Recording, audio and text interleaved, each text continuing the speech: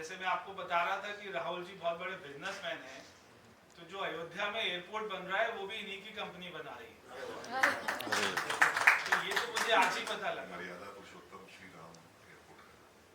तो इससे देखिए कहीं ना कहीं ये कैसे जुड़े, क्योंकि इनको टेंडर से ही मिला हमारा तो कोई इसमें मुझे तो अभी पता लगा कि बता रहे। तो अभी ये क्योंकि राम जी का रोल कर रहे थे, तो है ना, राम जी ने कृपा करी कि भाई तू ये एयरपोर्ट भी तू ही बना। तो मर्यादा पुरुषोत्तम राम जी के नाम से एयरपोर्ट का नाम जाना जाएगा।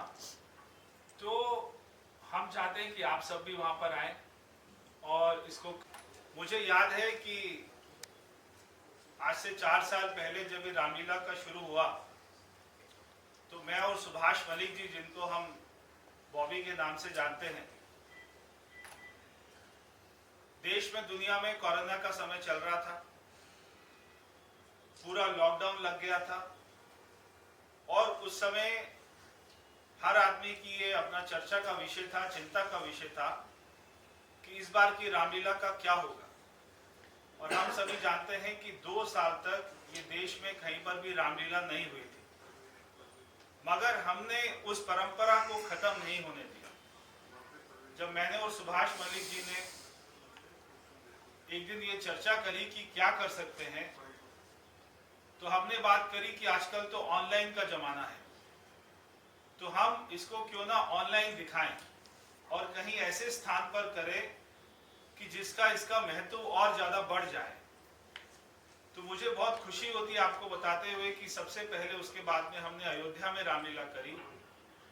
हमने अयोध्या का स्थान चुना और उससे अच्छा कोई स्थान तो देश में हो नहीं सकता था। जब हमने अयोध्या का स्थान चुना तो फिर हमको मालूम पड़ा कि अयोध्या में, जहाँ पे भगवान श्री राम की नगरी है, वहां पर तो रामलीला कोई होती नहीं, क्योंकि सारे प्रभु श्री राम के अपना लीला में डूबे हुए रहते।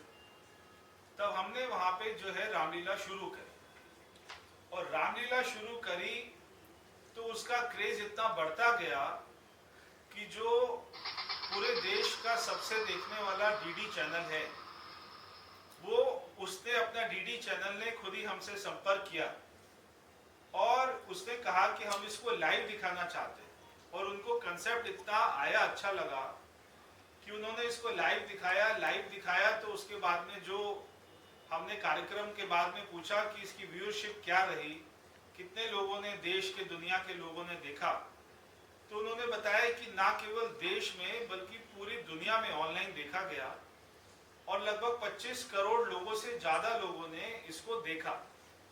और वो अपना तब से आज तक हमेशा इसका डीडी पर लाइव प्रसारण होता है और अभी इसकी संख्या, व्यूअरशिप की संख्या और ज्यादा बढ़ती गई और देश में जहां पर भी लोग अपने घर से बाहर निकलकर अगर कोई रामलीला नहीं देख पाते हैं तो वो अपने घर में बैठकर ही, जो हमारे देश के बहुत बड़े बड़े कलाकार हैं, वो अब तो हमारी रामलीला से जुड़ गए। अगर मैं कुछ आपको कलाकारों का नाम बताऊं तो इसमें पूनम ढिल्लो जी, जो अपने जमाने की बहुत एक अदाकारा रही है, एक्ट्रेस रही है बहुत बड़ी, तो उन्होंने इसमें काम किया, माँ शबरी का। और फिर एक जो पिक्चर आई थी मैंने प्यार किया, हम सबको अच्छी लगी, उसमें जो भाग्यश्री थी एक्ट्रेस, तो वो हमारी रामलीला से जुड़ी हैं। उसके बाद में गजेंद्र चौहान जी, फिर हमारे राजा मुराद जी, राकेश बेदी जी, गिरिजा शंकर जी, अनिल धवन जी और ऐसे, और हमारे साथ आज जो बैठे बनवारी लाल जी, हमने इनके बहुत सारे सीरियल देखे, इनका किरदार पूरे देश की जनता ने बहुत ज़्यादा सराहा है और कभी आज भी कभी आ जाता है कहीं ना कहीं, तो आज भी हम उसको नहीं छोड़ते हैं।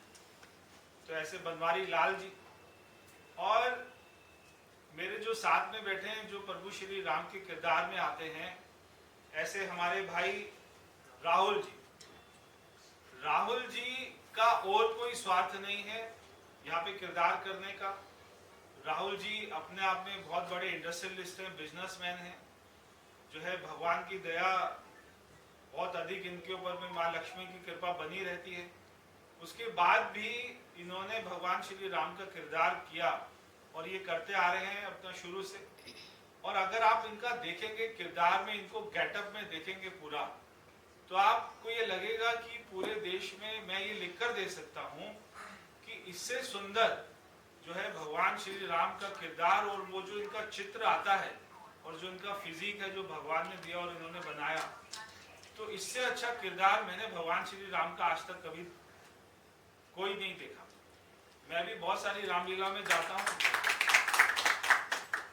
और अभी हमारे साथ में मैं आपका परिचय कराना चाहता हूँ जो माँ सीता के रोल में डॉक्टर देवी सिंह जी, जो अपना मेडिकल डॉक्टर हैं। अब आप देखिए कि ये भी मैं आपको दावे के साथ कह सकता हूँ कि किसी भी रामलीला में कोई भी डॉक्टर महिला माँ सीता का किरदार नहीं करती होगी। तो एक अपना डॉक्टर जो उनका प्रोफेशन है और उसके बाद में वो ऐसा रोल कर रही हैं, तो इसका कोई और कारण नहीं है। इसका कारण है कि ये इस अपना रोल में, किरदार में इतने ज्यादा डूब जाते हैं। तो मैंने राहुल जी से पूछा आपको कैसा लगा आप करते हैं प्रभु श्री राम का किरदार, तो उन्होंने कहा पूरे साल के ये मेरे जो अपना 9 दिन हैं ये इतने शांति से बीतते हैं और मेरा मेडिटेशन हो जाता है, मेरे अंदर के सारे जो अपना बुरे मेरी सोच भी है वो भी खत्म हो जाती है।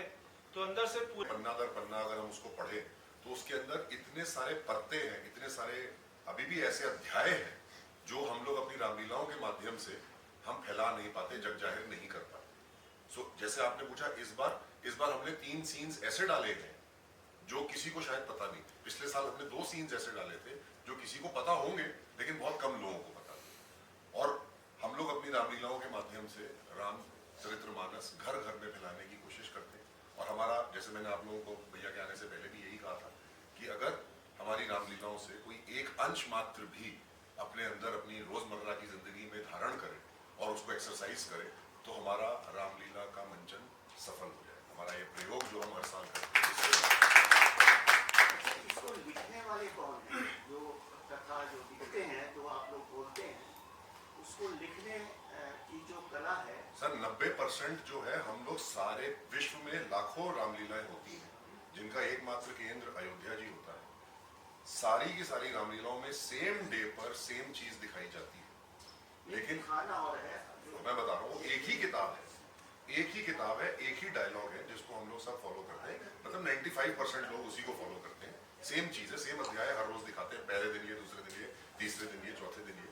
हाँ, इसके अंदर कुछ सीन्स जो ऐसे हैं, क्योंकि मेरे इसमें बहुत ज्यादा दिलचस्पी है, बहुत ज्यादा रुचि है, तो हम लोग कुछ चीजें ऐसी दिखाने की कोशिश करते हैं जो जग को पता नहीं है। जैसे पिछले साल हमने एक छोटी सी, आपको मैं एग्जांपल देता हूँ कि जब खर और दूषण का वध होता है और उस वध के बाद राम जी को पता चल जाता है कि अब जो है, क्योंकि वो तो लीलाधर है, उनको तो सब पता ही है, उनको तो सारा कुछ पता था, तो उन्होंने सीता जी को बोला कि अब जो है हमारा बिछड़ने का समय आ गया। उसी समय, जबकि सीता जी का हरण उस समय नहीं हुआ था, तो वो अग्निदेव को बुला के सीता जी को उनके पास सुपुर्द कर देते हैं और सीता जी की परछाई जो है वो लेकर के रावण अपहरण करता है।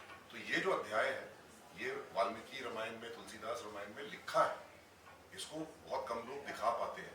हमने चेष्टा करी और पिछले साल ये सुपरहिट सीन हुआ और इसकी मैक्सिमम फॉलोइंग थी।